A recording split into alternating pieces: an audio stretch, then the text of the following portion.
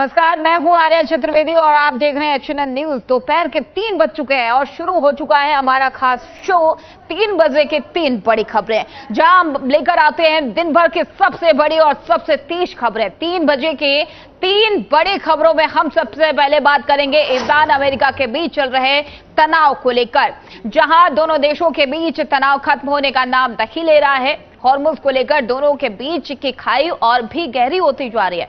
लगातार चौथे दिन अमेरिका ने ईरान के कई सैन्य ठिकानों पर ताबड़तोड़ हमले किए। दावा है कि हॉर्मुज स्ट्रेट के आसपास missile base drone, launch site, नौसैनिक संसाधन और तटीय रक्षा प्रणाली को निशाना बनाया गया। वहीं IRGC ने दावा किया है कि उसने बहरीन, कुवैत और जॉर्डन में मौजूद अमेरिकी सैन्य ठिकानों पर भी जवाबी हमला किया है। यानी अब जंग सिर्फ ईरान के सरजमी तक सीमित नहीं रही, बल्कि पूरा खाड़ी क्षेत्र इसकी चपेट में आता हुआ दिखाई दे रहा। वहीं दूसरी बड़ी खबर में हम बात करेंगे राम मंदिर चढ़ावा चोरी मामले की जांच जैसे जैसे आगे बढ़ रही है, वैसे वैसे नए खुलासे भी सामने आ रहे हैं। अब इस मामले में पुलिस ने 2 अहम आरोपियों को 14 घंटे की कस्टडी रिमांड पर लेकर आमने सामने पूछताछ शुरू कर दी है, जिससे जांच को नई दिशा मिलने की भी उम्मीद जताई जा रही है। वहीं तीसरी बड़ी खबर में हम बात करेंगे ओडिशा के बहुचर्चित ग्राहम स्टेन्स हत्याकांड की, जहां इस मामले में उम्र कैद की सजा काट रहे दारा सिंह और रविंद्र कुमार पाल के रिहाई का काउंटडाउन शुरू हो चुका है। देश की सबसे बड़ी अदालत यानी कि सुप्रीम कोर्ट ने आदेश दे दिया है कि आगामी 15 अगस्त तक दारा सिंह की रिहाई की सभी प्रक्रियाएं पूरी कर ली जाएंगी। 26 साल, करीब 2.5 दशक से जेल की काल कोठरी में बंद दारा सिंह को ओडिशा सरकार के दंड समीक्षा बोर्ड के ने अच्छी आचरण का सर्टिफिकेट दिया है। वहीं दारा सिंह, जिसे 2003 में निचली अदालत ने फांसी की सजा सुनाई थी, जिसे बाद में उम्र कैद में बदला गया है। तो ये 3 बड़ी खबरें जिन पर आज हम विस्तार से चर्चा करेंगे, विस्तार से बात करेंगे और आज इन तीनों खबरों को लेकर डिटेल में आपके सामने वो तमाम पहलू भी रखेंगे। तो मिडिल ईस्ट में महायुद्ध जैसे हालात बने हुए हैं। चलिए अब 3 बजे की 3 बड़ी खबरों में सबसे पहली खबर की हम बात करेंगे। अमेरिका और ईरान के बीच टकराव अब बेहद खतरनाक मोड़ पर पहुंच चुका है। लगातार चौथे दिन अमेरिका ने ईरान के कई सैन्य ठिकानों पर ताबड़तोड़ हमले किए। दावा है कि हॉर्मुज स्ट्रेट के आसपास missile base, drone launch site, नौसैनिक संसाधन और तटीय रक्षा प्रणाली को निशाना बनाया गया। लेकिन ईरान भी पीछे हटने को तैयार नहीं है। IRGC ने दावा किया है कि उसने बहरीन, कुवैत और जॉर्डन में मौजूद अमेरिकी सैन्य ठिकानों पर जवाबी हमले किए हैं।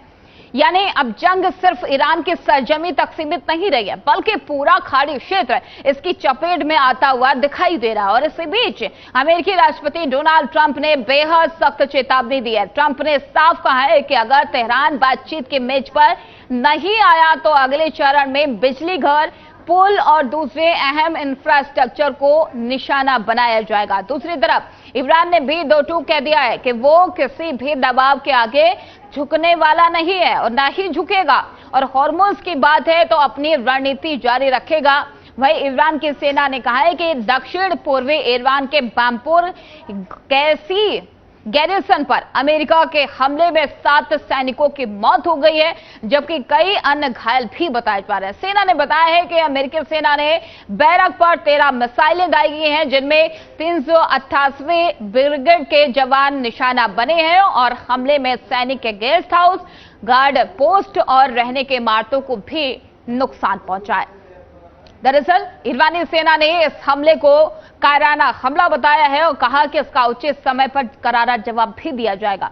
सेना का यह भी कहना है कि पहले से किए गए सुरक्षा इंतजामों के कारण नुकसान और हताहतों की संख्या कम रही है। वहीं ईरानी हमले में भारतीय नागरिक की मौत और कई अन्य भारतीयों के घायल होने की खबर सामने आई है। इस घटना पर भारत सरकार ने कड़ा रुख अपनाया है। विदेश मंत्रालय के ईरान के डिप्टी चीफ ऑफ मिशन को तलब भी कर इस घटना पर गहरी चिंता जताई है और तीखा विरोध भी दर्ज करवाया। दरअसल भारत ने स्पष्ट कर दिया है कि निर्दोष नागरिकों पर ऐसे हमले स्वीकार्य नहीं किए जाएंगे और इन्हें तत्काल रोका जाना चाहिए। कहा यह भी जा रहा है कि इस बढ़ते संघर्ष का असर अब पूरी दुनिया पर पड़ सकता है। बता दें कि हॉर्मुज, स्ट्रेट ऑफ हॉर्मुज से दुनिया के बड़े हिस्से का कच्चा तेल गुजरता है। अगर यह तनाव और बढ़ा तो तेल की कीमतों में से लेकर वैश्विक व्यापार तक असर पड़ सकता है।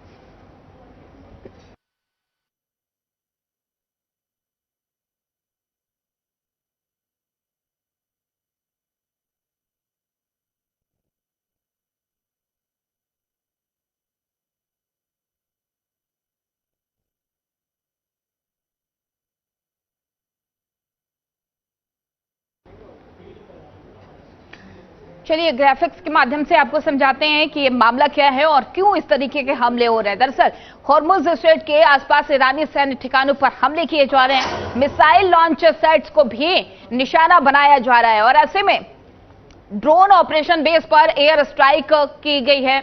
हॉर्मुज़ स्ट्रेट के आसपास ईरानी सैन्य ठिकानों पर ये हमले किए जा रहे हैं। ताजे हमले हैं। मिसाइल लॉन्च साइट्स को निशाना बनाया गया। ड्रोन ऑपरेशन बेस पर भी एयर स्ट्राइक की गई है और नौसैनिक संसाधनों पर कार्रवाई की जा रही है। तटीय रक्षा सिस्टम को नुकसान पहुंचाने का भी दावा है।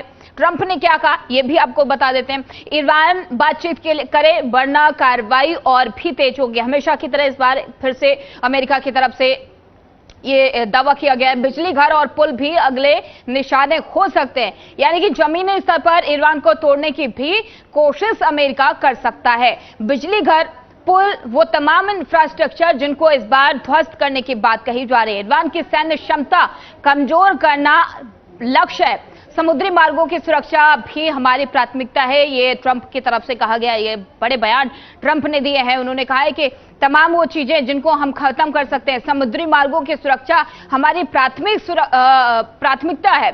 जरूरत पड़ी तो और बड़े सैन्य कदम भी उठाएंगे। दरअसल एमईए ने जारी किया है बयान, उसमें क्या कहा गया वो भी हम आपको बता देते हैं। ईरानी हमले में भारतीय की मौत हुई है, उसको लेकर भारत ने कड़ा रुख अपनाया है और तो ये दोनों देशों के बीच में लगातार हमले जारी हैं।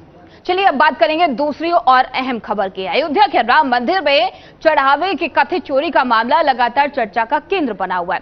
जांच जैसे जैसे आगे बढ़ रही है वैसे वैसे नए खुलासे भी सामने आ रहे हैं। अब इस मामले में पुलिस ने 2 अहम आरोपियों को 14 घंटे के कस्टडी रिमांड पर लेकर आमने सामने पूछताछ की है, शुरू भी करती है, जिससे जांच को नई दिशा मिलने की उम्मीद भी है।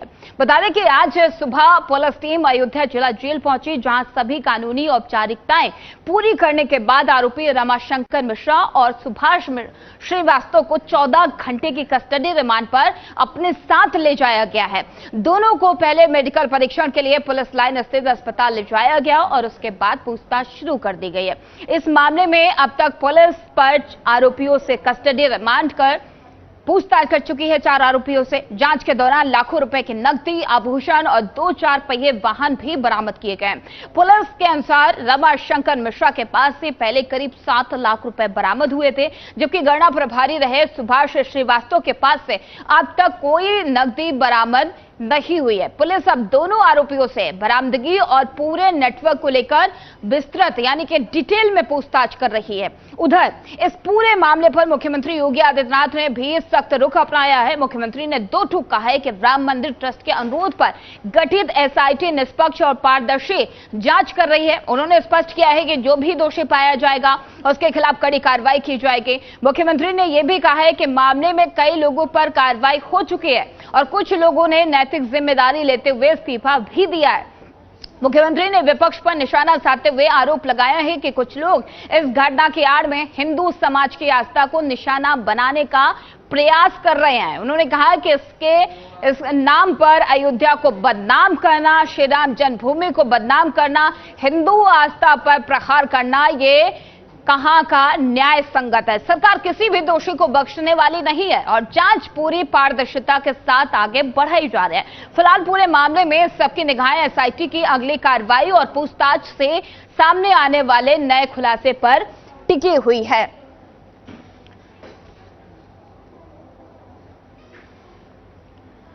और इस खबर पर अधिक जानकारी के साथ हमारे संवाददाता पुनीत मोहन हमारे साथ लाइव जुड़ चुके हैं। पुनीत, एसआईटी की आज रिपोर्ट आने वाली थी, क्या कोई जानकारी मिल पा रही है कि रिपोर्ट आई या प्रशासन को सौंपी गई कि नहीं? क्योंकि सभी की नजर इस पर टिकी हुई है। लगातार दावे किए जा रहे थे कि जैसे ही एसआईटी की फाइनल रिपोर्ट आएगी दूध का दूध पानी का पानी हो जाएगा।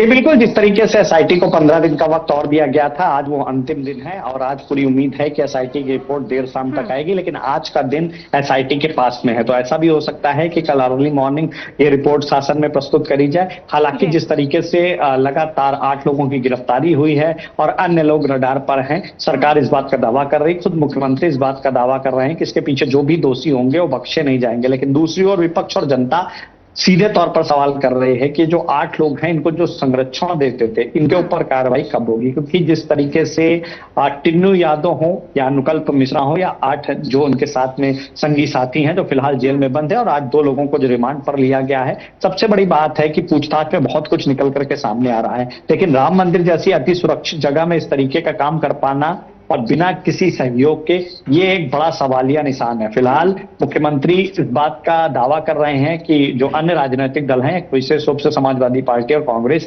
वो राम मंदिर के चढ़ावा चोरी मामले पर राजनीति कर रहे हैं। मुख्यमंत्री का साफ तौर पे कहना है कि एसआईटी अपनी जांच कर रही है और किसी भी दोषी को बख्शा नहीं जाएगा। लेकिन सवाल यहीं समाप्त नहीं होता है, विपक्ष लगातार हंगामा कर रहा है, सवाल कर रहा है, और संसद सत्र जब कुछ दिन बाद शुरू होने वाला है उसमें भी ये मुख्य मुद्दा जरूर बनेगा। जी बिल्कुल पुनीत, लेकिन सीएम योगी आदित्यनाथ लगातार इसका बचाव भी करते आ रहे हैं। उन्होंने कहा है कि 8 लोग जो इसमें शामिल थे उनको गिरफ्तार कर लिया गया है, उनसे पूछताछ जारी है, एसआईटी पूरे मामले की जांच कर रही है। लेकिन विपक्ष के साथ साथ ये सवाल उठना लाजमी हो जाता है पुनीत कि ट्रस्ट के आंख के अंडर, मतलब उनकी नजरों के सामने से, उनकी नजरों के नीचे से इतना बड़ा कांड हो जाता है, लाखों की चोरी हो जाती है और ट्रस्ट को भनक तक नहीं लगती है। जी बिल्कुल, देखिए, एक तरफ कांड का होना और दूसरी तरफ सरकार का उसके लिए जांच करना, ये अपने आप में एक न्यायिक कदम है। लेकिन सबसे बड़ी बात है कि सरकार के इस कदम से, इससे पहले भी कई ऐसे कांड हुए जिसमें एसआईटी की कमेटी बनी थी, लेकिन एसआईटी की जो जांच रिपोर्ट आई लोग उससे संतुष्ट नहीं थे।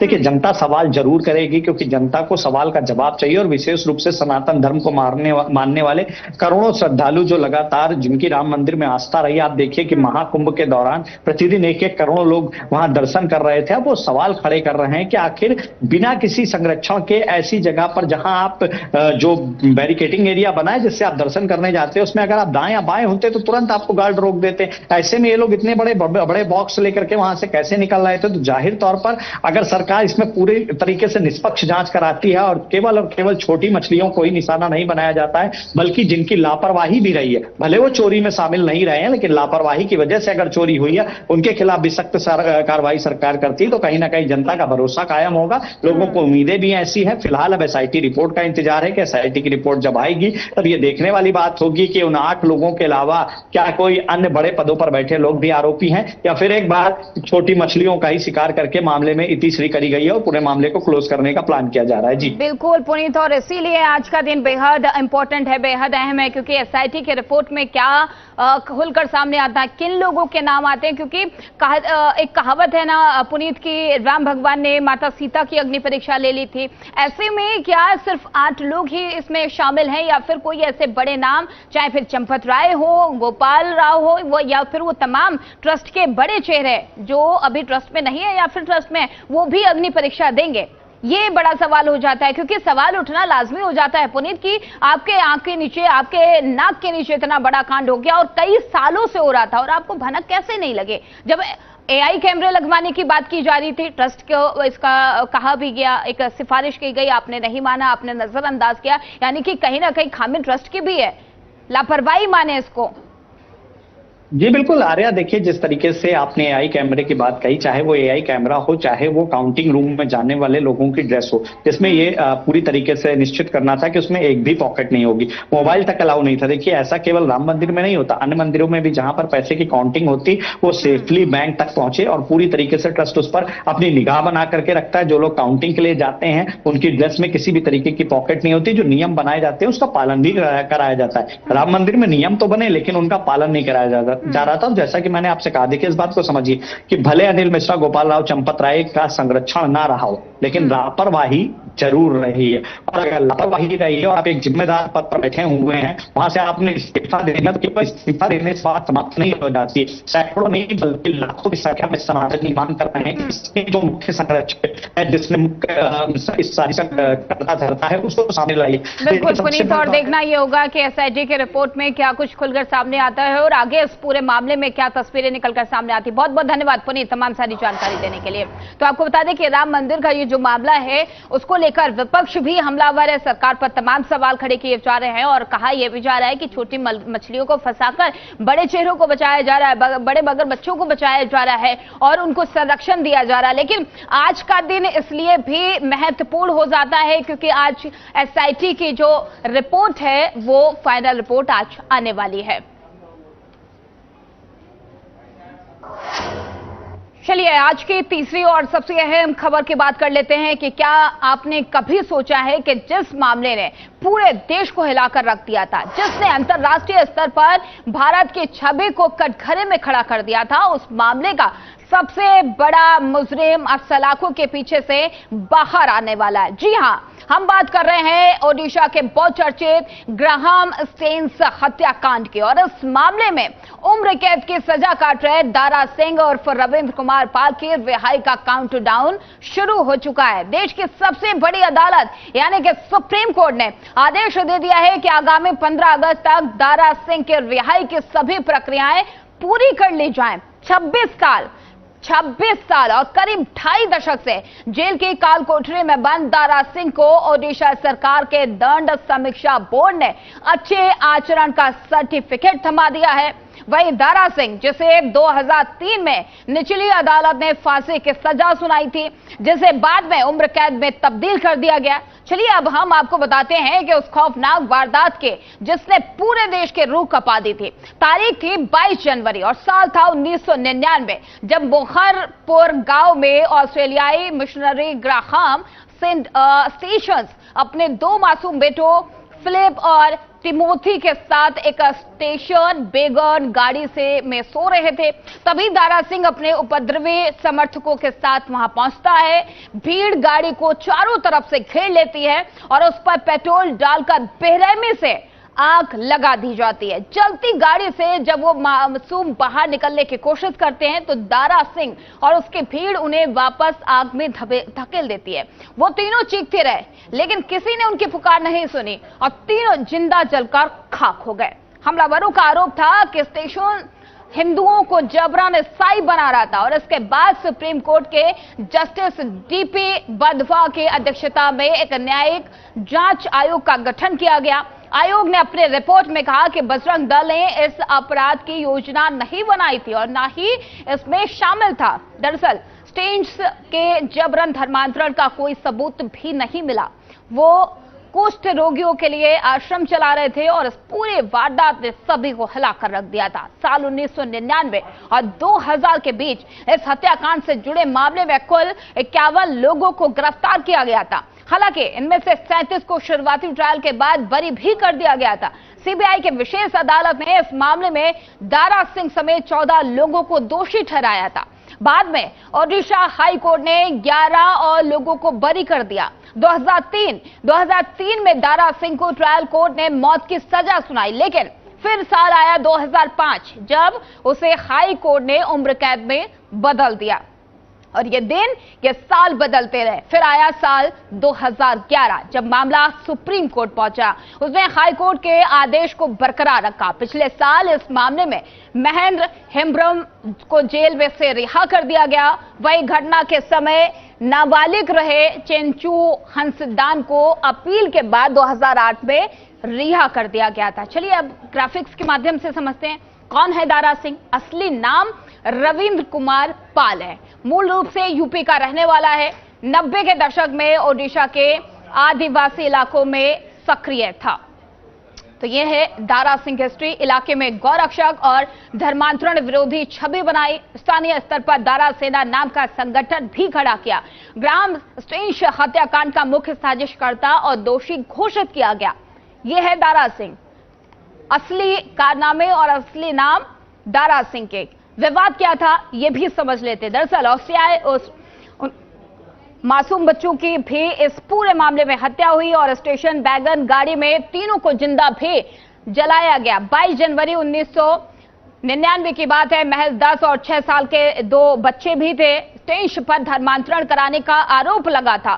भयावह तिहरे हत्याकांड से पूरे विश्व में हड़कंप भी मच गया था और ये पूरा विवाद, उसके बाद से ये विवाद कोर्ट तक पहुंचा। फिलहाल 3 बजे की 3 बड़ी खबरों में इतना ही। खबरों का सिलसिला आगे भी जारी रहेगा। देखते रहिए चैनल न्यूज।